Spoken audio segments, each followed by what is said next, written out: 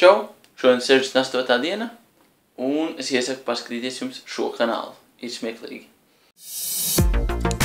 Sveiki, dārgie draugi! Jums patīk vaina un patīk pasmieties? Tad gaidi jūs savā kanālā. Links būs zem video. Būs jautri.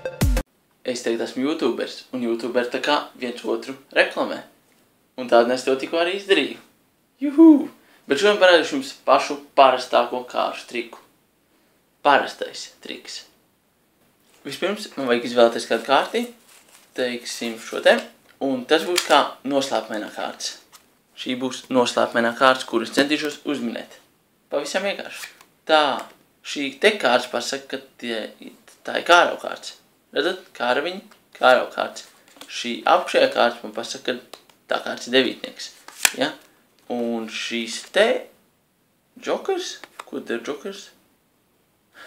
Palīdzēs atvērt kārti. Un tas ir kārava 9. Kreits 4. Jocīgi. Tā nevajadzēja būt. Bet šis ir mazliet citādāks šos. Un mēs darīsim mazliet citādāk. Un 4 spēks. Visi 4 ir 4.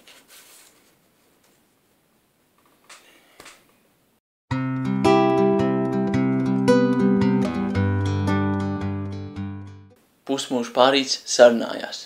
Vīrs. Mīļā, tev zeķi saknunkojušās. Nav man zeķu.